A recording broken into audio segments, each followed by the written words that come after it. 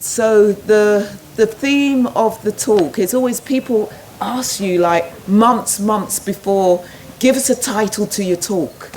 And it seems like, you know, you're interested in something and you're fired about it and you give this title, and then you come to do the talk and you think, oh my God, what did I say the talk was going to be about? But anyway, yesterday I gave a workshop and I said that, because some people thought I was giving a talk yesterday, and I said it's a workshop. So when it's a workshop, you get to do some work. But even when I give talks, you also get to do some work. So the title of the talk is Emancipate Yourself from Mental Slavery with the Power of the Breath. But where do those lines come from? Exactly. So guess what we're going to do? We're going to sing it. We're going to sing it. The two lines, emancipate yourself from mental slavery. No one but yourself can free your mind. So let's go on. Let's do it. Okay? Don't take the lead from me, because I'll prove to you that not all black people can sing. Okay? So after 3, let's start. 1, 2, 3. Emancipate yourself from mental slavery. None but yourselves can free our mind. Again. Emancipate yourself from mental slavery. None but ourselves can free our mind. One more time. Emancipate yourself from mental slavery. None but ourselves can free our mind. Thank you for indulging me. Okay. So part of the work that I'm actually doing now is really wanting to make the Dharma, make the mindfulness practices more culturally specific. And to do that is actually to begin to quote from different teachers, because often we quote from these poets, and you know, and those poets come from a particular culture, but actually there are many poets in the African descent culture, the Asian culture, as well as in the Caucasian cultures. So for me, those words of Bob Marley really, well, it's a bit of a double entendre really, because you know, Bob, there is that mental slavery, but also the slavery of my peoples too.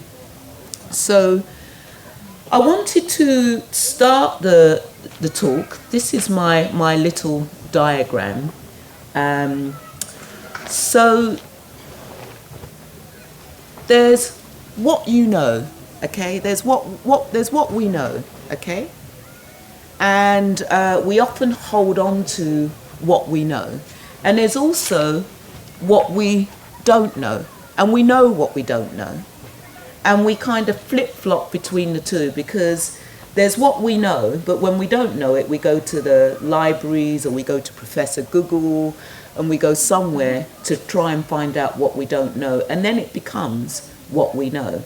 And that's like the learning you get from informative learning. It's learning you get from your books, learning you get from the colleges. But actually, when we're talking about the Dharma, when we're talking about mindfulness, we're talking about transformational learning. And transformational learning, in my books, doesn't really come from the books and the libraries or Professor Google. Transformational learning comes from the place of what you don't know that you don't know. And this is what we are going to be exploring. What you don't know that you don't know. Because that's where the transformational learning really begins. That's where we can really begin to have these insights. So the power of the breath. So I'm going to talk about the power of the breath. So I'm going to talk about the breath, but one thing that I want to say to you is that actually there's no such thing as the breath. Point to the breath. But yet we have so much focus on become aware of the breath. But where is the breath? Yeah. Point to the breath. Where is the breath? Yeah. So again, this thing of letting go of what we know and actually moving into what we don't know, that we don't know. And actually, I really believe that the breath can really take us into this place, this area of transformational learning. So we're going to begin with a short meditation, becoming aware of the inhale and the exhale. So this is what I'm going to be referring to, the inhale and the exhale. And those of you who are familiar with mindfulness, which I want to say that mindfulness comes from the Buddhist teachings, they're not separate from the Buddhist teachings, and the founder of mindfulness isn't Jon Kabat-Zinn. But if you go onto the internet, it will say that Jon Kabat-Zinn is the founder of mindfulness. And I will say that Jon doesn't say that he is the founder of mindfulness. He doesn't say that. But the founder, or what I want to say, the person who rediscovered mindfulness is Siddhartha. Okay? And I say rediscovered because that's really important, because actually he rediscovered the way. So what that means is that people before him actually knew the way. And I really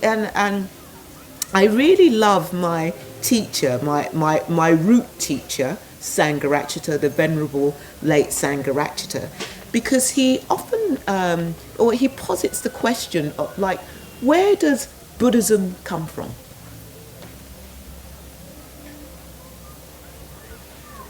It's a question. The Buddha. And say more.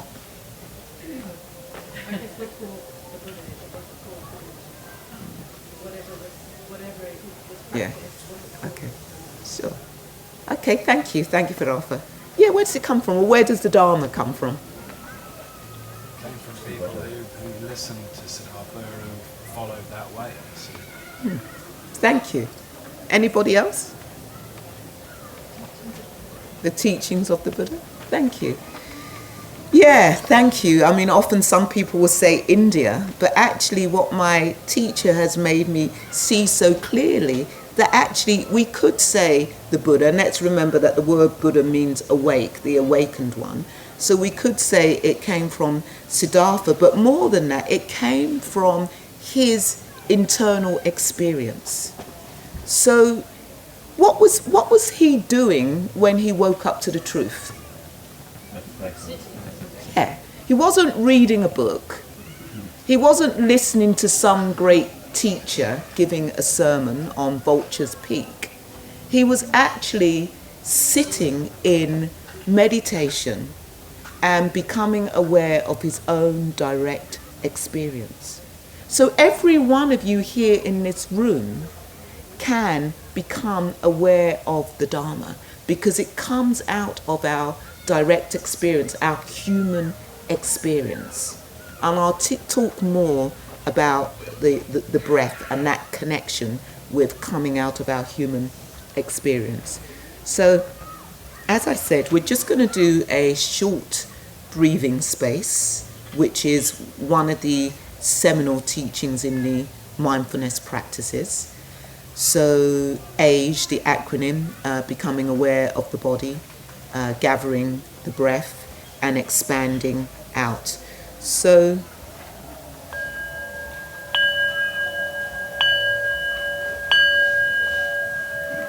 become aware of the body.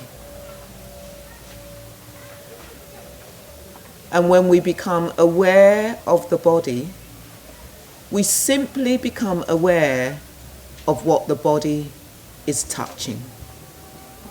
That's all we're doing when we become aware of this body. Simply becoming aware of what the body is touching.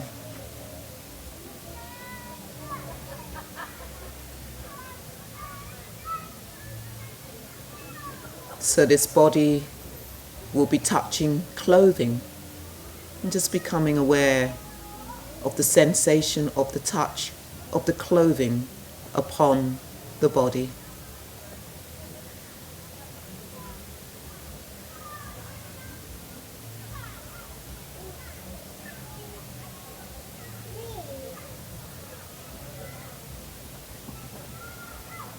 This body will be touching sound, so becoming aware of the sound touching the ears.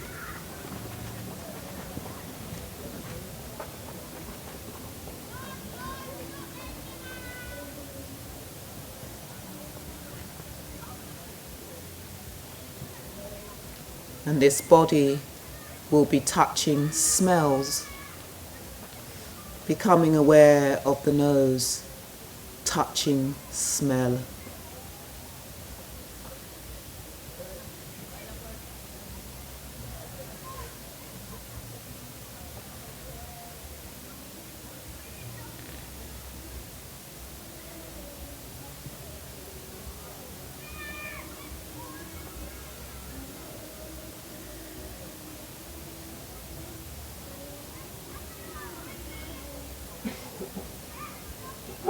This body will be touching taste, becoming aware of the tongue, the mouth area touching taste.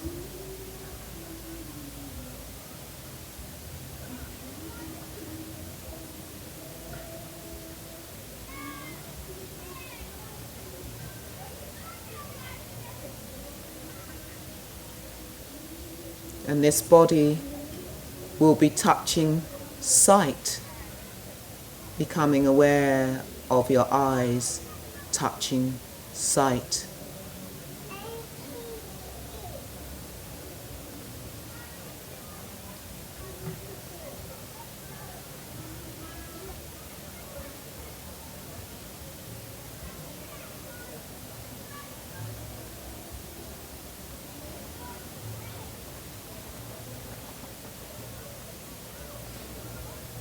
And this body will be touching thought, becoming aware of the mind touching thought.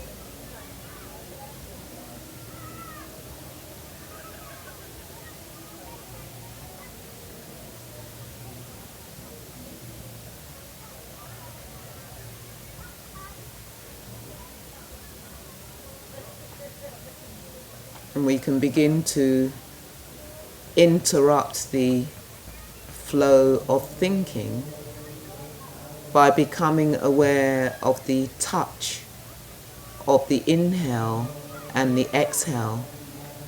And you may experience the touch of the inhale, the exhale, by gathering the breathing in the abdomen, rising and falling. Or you may experience the gathering of the inhale and the exhale, the chest rising and falling, or in the small of your back. Or you may even experience it in the throat area, or even in your hands. Or you may experience the touch of the inhale and the exhale on the upper lip and inside the nostrils. So just focus, you choose where you experience the inhale and the exhale, and focus on that part of the body, and allow the touch of the breathing to soothe the body.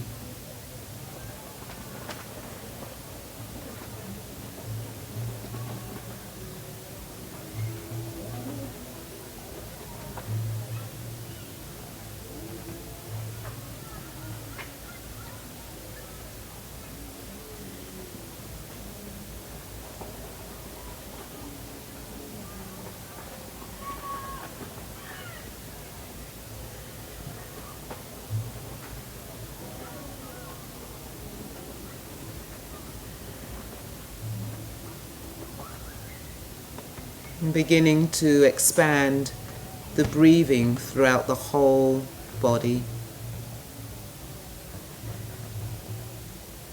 So inviting you to take a deep breath in, a deep inhale in with me. So let's see if I can hear the whole room breathing, taking a deep inhale in and expanding the breathing throughout the whole body. And just one more time, taking a deep inhale in and expanding the breathing throughout the whole body.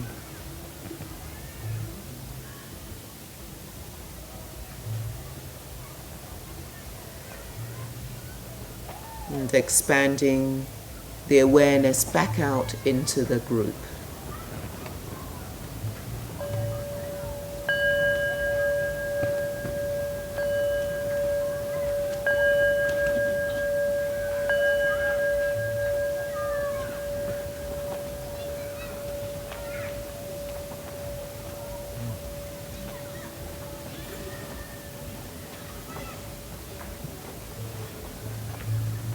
So, emancipating ourselves from mental slavery with the power of the breath.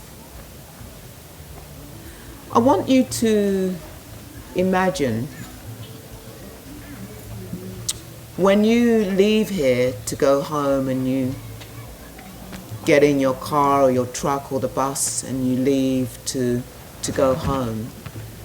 And as you're leaving to go home, you can't find your way home. It's just you're looking and you're getting closer and you think it's this street and you're sure it's this street, but you get there and your home isn't there. What would it be like if you couldn't find your way home? What would that be like? Panicky. Terrifying. Confusing. Lost. Yeah. Disorientating. Yeah. And I would say that many of you here sitting in this room cannot find your way home because the home is the body. That's the home. This is with us 24/7. And many of us cannot find our way home. Many of us have switched all feelings off. Feelings were switched off at the age of 1, 2, 3, 4, 5, whatever age, and nobody's home, split from the body. All lights have been switched off. And for us to move into that area of transformational, we have to begin to find our way home. And beginning to find our way home is with the touch of the inhale, the touch of the exhale. And of course, it served a function for us not to be at home in our bodies. And it's interesting, isn't it? Because many of us, we will create this beautiful house with bricks and a roof over it, and just so that we can feel better, but we're not actually at home here in the body. Or for some people, it will be the beautiful car. You know, that's the home, but yet they're not actually home in the body. Yeah. And so, as you say, it's disorientating, it's confusing. And often what we do, because we are unable to be at home in our bodies, we turn towards something to self-medicate that pain, because it's painful. It's painful not to be at home in the body, and it's also painful to be home in the body, but there's more pain if we are split from the body. And as I was saying yesterday, part of that transformation is being able to be with the pain. And I would say, when I think of Siddhartha or the Buddha, when I think of the Buddha, back in the day of the Buddha, in the Hindu religion, the Buddha would have been seen as Krishna, the seventh incarnation of Krishna. But for some people, the Buddha was a shaman. Okay? The Buddha was a shaman. Basically, when somebody was spiritually, physically, emotionally, or mentally sick, they would often say, go to the Buddha. The Buddha will have the answer. And I'm not going to go into some of the classic stories, but if you go into the teachings, there are many stories where people are saying, go to the Buddha. The Buddha will help you. And I think one of the biggest teachings that the Buddha has given us, that Siddhartha has given us, the teaching of breathing. When did we stop breathing? Okay. It's the question. When did we stop breathing? And if we think of the practice of the Anapanasati, it's a practice of breathing through all experience. We're being taught to breathe through the experience of the body. That's what we're simply doing. It's breathing. That's the training. Breathing in, breathing out, becoming aware of the body. And becoming not just aware of this physical thing here, but again, as we went through all the sense doors, the sense door of touch, breathing through the sense door of smell, breathing through the sense door of taste, of touch, of sight, of the mind. And of course, it makes complete sense, because whenever we are reacting, whenever we've gone into that papancha, that proliferation of thought, one or more of our senses have become activated. One or more of our senses have become triggered. I love the teachings of very simple teaching. If you want to delve deeper into the teachings, one of the classical teachings is the Honeyball Sutta. But the thing that I want to pull out of that is that very clearly we're taught that when one or more of these six senses has contact with an external stimulus, which can be, sound, taste, touch, sight, thought is more of an internal stimulus, smell, there will be contact. Or if one or more of these six senses has contact with an internal stimulus, there will be contact and there will be feeling. There will always be feeling when there's contact. So whenever there is contact with one or more of these senses, whether it's internal or external, there is going to be Vedana, there's going to be feeling tone which is going to arise. And this is what we're habitually reacting towards. We're habitually reacting. It may be that we want to move more towards it because it's pleasant. We may want to move away from it because it's unpleasant. Or we may want to move away from it because it's neutral. And I just want to say something a bit about neutral. Another great teaching, or something that really liberated my life in the Buddhist teachings, we talk about three feelings: feeling tone, hedonic tone in the body, which is pleasant, unpleasant, neutral. And often you hear people say, oh, I'm neutral, as if like, oh, I'm neutral, so I've got a bit of attainment because I managed to be neutral.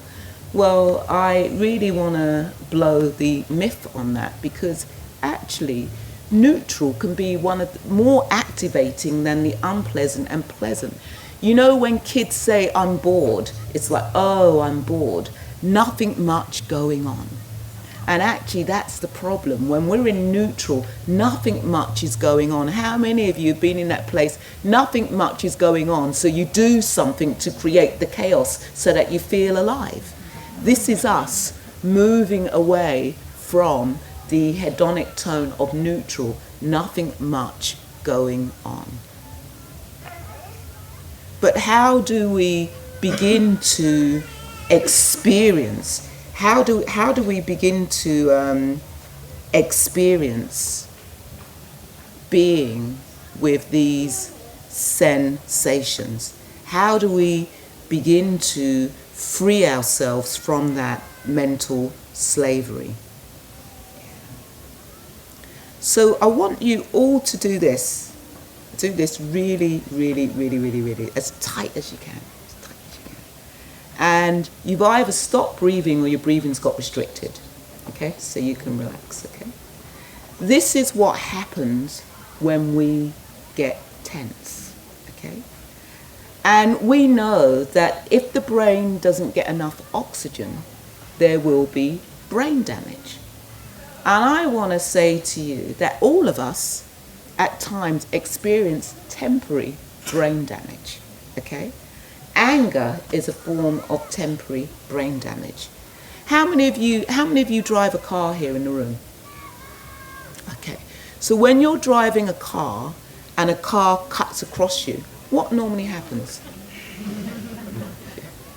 It's a question, what happens? Rage. But before the rage has happened, what's happened? Yeah. It's like the breath has got restricted, okay? And out of that restriction, we go into rage. And part of it is, it's because the sensation, it's so gross that actually we don't want to be with that terror which is experienced in the body. And it's far more easier and far more familiar to go into the rage. And then often we've gone into the story, I could have died, I may not have got home. Yeah. And what we need to do is to be able to breathe through that experience. And what it may mean is that at the nearest possible time is to pull up somewhere and actually just connect to the body and breathe. Okay. Yeah. How many of you in this room live with somebody? Okay. When you can't find your cell phone or your keys, where does your mind go?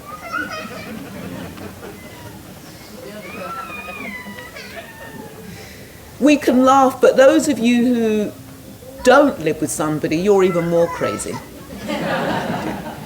Because when you can't find something, it was the person who visited you a month ago who must have moved it, or the dog who moved it. Okay. Wasn't you. But the next time you can't find something, become aware of what is happening in the body. And I would guarantee that there will be a sensation happening in the body which will be slightly unpleasant, and it can be quite upsetting when we go to pick something up and it's not there. It can be quite upsetting. And to become aware of that and just see if you can actually just breathe through the experience and actually do something different. Because again, what we're doing is the breath has got slightly restricted and we're turning away from that painful experience by going into blame. Okay? Because when we have that experience of being upset and sad, there's not much energy in it. I mean, who here likes to experience being sad and upset? It's almost as if you can't move. And you know, there's times and I'm sure many of us have heard people say this, that we've got friends who have perhaps had a very traumatic death in their life, and you just say, maybe you just need to just stop, and they say, I can't stop, I got to keep on going, because it's too painful to stop, because they need to feel alive. I've just got to keep on going. And actually the best thing that they could do is just to stop and arrive back in the body, and arrive back in the body with the experience of the inhale and the exhale.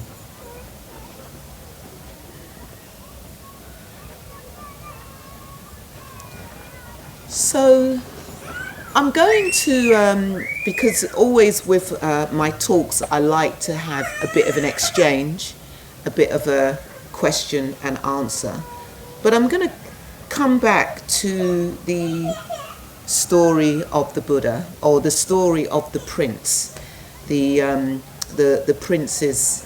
prince waking up to the truth.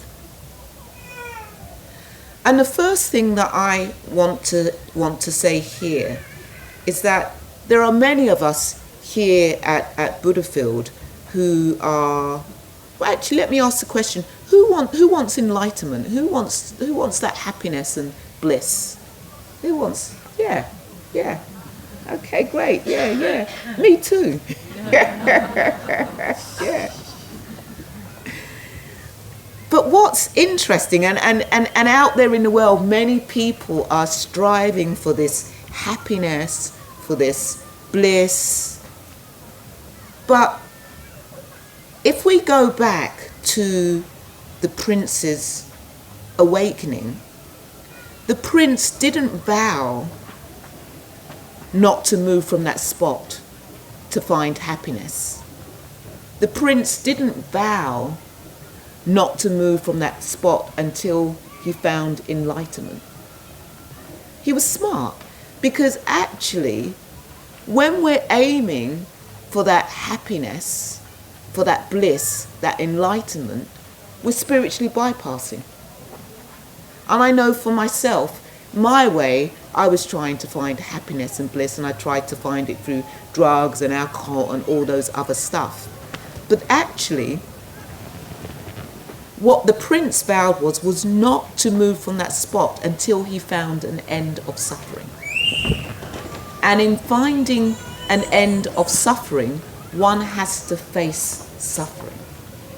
And I know that from my own experience, that only when I began to face my suffering, that I began to see an end of my suffering. And I have to continue facing my suffering so that I can be liberated from this mental slavery. And why should I think I can be different from the prince? Because we know that the story says, and you know, it's a story, whether we believe it actually happened or not, to me doesn't really matter. For me, it's the teaching in the story.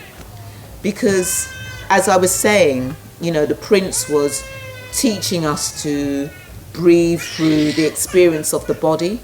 The prince was teaching us to breathe through the experience of feeling. The prince was teaching us to breathe through the experience of mental formation, and teaching us to breathe through the experience of phenomena, of experience.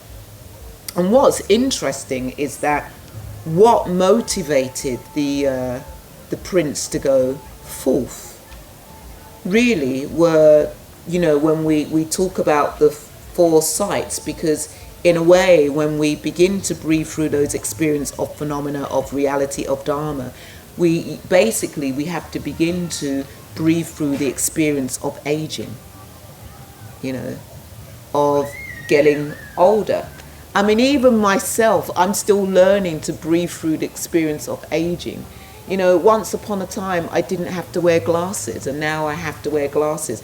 I love, people who know me, I loved my sunglasses, but as soon as I had to start putting reading glasses on, there was a slight aversion, you know? and sickness, learning to breathe through sickness, to breathe through the reality that actually everything, at some point we are going to have to renounce every single thing that we know. We cannot take anything with us at all. And we can either begin to start renouncing now, or perhaps do it all at the point of death. So just coming back to the prince's enlightenment, as I said, we know that that was what motivated the prince to go forth. And actually, again, that fourth sight, it wasn't somebody giving a sermon, it wasn't some great teaching that the prince found in a book. It was this mendicant that was just simply wandering, begging for alms, and the prince thinking, maybe this person has the answer. And for me, that is just so beautiful, because each of us can be a fourth sight for anybody, you know. So rather than trying to change somebody, changing ourselves, you know, coming back to perhaps one of Gandhi's quotes, we need to be the change that we want to see in others. And again, this fourth sight, that was the thing that really inspired the prince to go forth. Somebody who was simply radiating stillness, simplicity, and contentment. And so, you know, just kind of skating through, we know that he tried the hedonistic way, he tried the self-mortification way, and we know that actually when he vowed to not to move from that spot until he saw an end of suffering, we're clearly told that Mara, these negative mental states arose in his mind. Every conceivable negative mental state you can imagine arose in his mind. Hatred, with the arrows coming, and yet he breathed through that experience, didn't react, didn't try to push it away, because this is one of the places where we get into problems. Often people say, how can I push away these thoughts? How can I keep these thoughts at bay? And that's not what we do, because if we push them away and we try and keep them at bay, what happens? What happens? It's a question. Yeah, exactly. What we resist persists. Exactly. And the prince didn't do that. Somehow, I don't know how, don't ask me how he managed to do it, I don't know. But somehow he managed to sit through that and actually have a practice of compassion and kindness. You know, those arrows transformed into lotus petals. But we also know, I mean, how many of us could sit here on our own and have a naked person just dancing in front of us and not react to it? Okay? And yet he was able to sit through that experience, and you know, he sat through the experience of aversion, of sense desire, of ill will, of restlessness and anxiety, of sloth and torpor, and doubt. Doubt is the hindrance which undermines those four hindrances of sense desire and ill will, of restlessness and sloth and torpor. Doubt underpins all of them. And the prince had doubt. And you know, when we have doubt, we get tense. But yet, again, when I think of the Extinction Rebellion and saving the earth and the climate, what did the prince do? In that moment of doubt, when that thought came, who gives you the right to enlightenment? The prince touched the earth. That's what he did. He touched the earth. Yeah. Came back to the body. Came back to the inhale, the exhale. And in that moment, I believe, saw himself interconnected, that he wasn't separate from the earth. He wasn't separate from these negative mental states that arose. Because often we think we are separate from these negative mental states, that we shouldn't have these negative mental states, that it's bad to have these negative mental states. And perhaps I shouldn't call them negative mental states, just mental states. Because when we separate from these mental states, we're just going to create more suffering. And I really do believe that this touching the earth, just that interconnectedness, that, not separate. And we're not separate, we're all those elements. If we could see that this body is earth, that this body is water, this body is air, this body is fire, this body, perhaps we would treat the environment completely differently. Perhaps we would be far more compassionate with the environment and how we treat the environment. But we often go around as if we are separate from me, separate from you, separate from anything that we don't like, and we think we are separate. And separation takes us away from the body. It takes us away from the inhale, the exhale. So I'm going to come back to this car, the analogy of the car. So yesterday I said that our bodies are machines. We're meaning-making machines, and all we're doing as machines is making meaning, and therefore life is meaningless. And I upset lots of people. And I like upsetting lots of people, actually, because Dharma talks aren't supposed to be fluffy and easy. And actually, I inspired lots of people as well. And so again, I'm going to say our body is like a car. But I want to say that our body, we could imagine our body like a car. We're moving this body around 24/7. And what we have is the inhale and the exhale. That can be the handbrake. That can be the handbrake on us moving away from experience. That can be the gear stick from us moving away from our direct experience.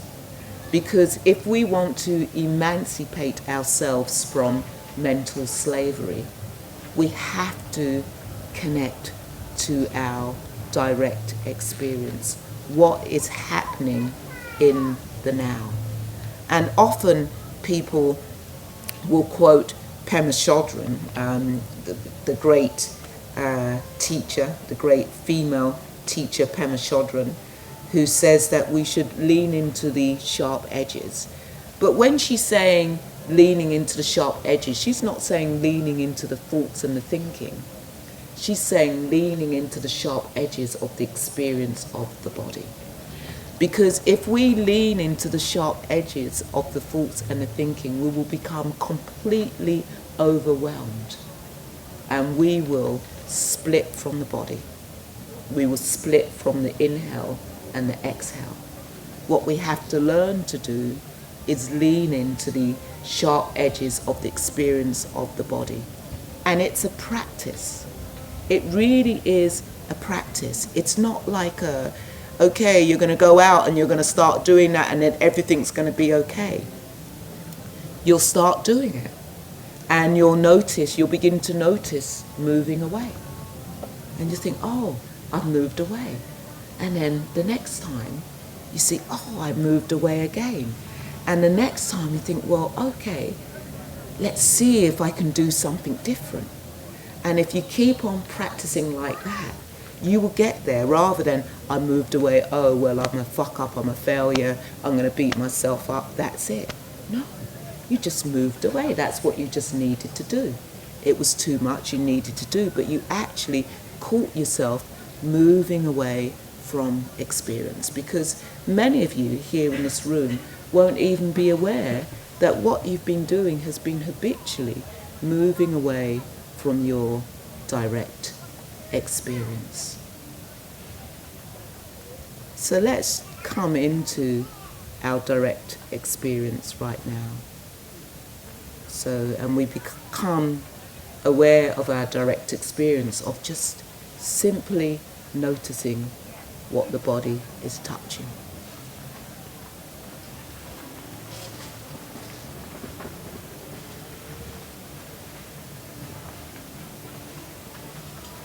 Simply noticing what the body is hearing.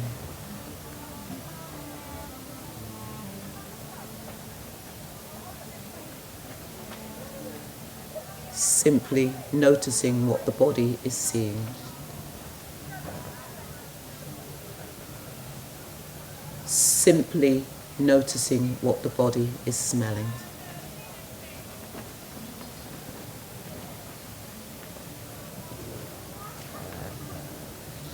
Simply noticing what the body is tasting.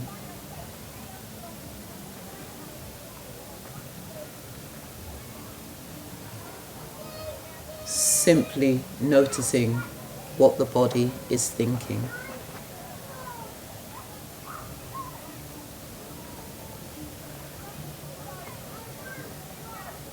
We come into this world with a breath of inspiration, and we leave this world with a breath of expiration.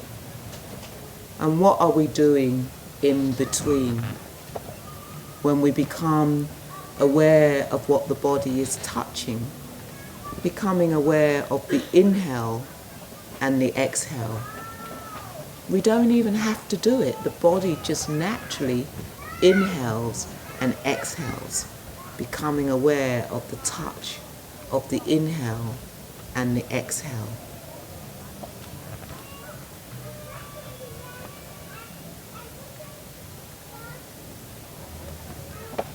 And it's when we can really connect to our direct experience, that level of the individual, we can then truly, if we begin to have a harmonious relationship at the level of the individual, we can really become aware that we share the same inhale and exhale. We breathe in the same inhale and exhale and become aware of the group. And it's within the group also we can have that liberation, we can have that freedom, we can have that emancipation from mental slavery with the power of the inhale and the exhale.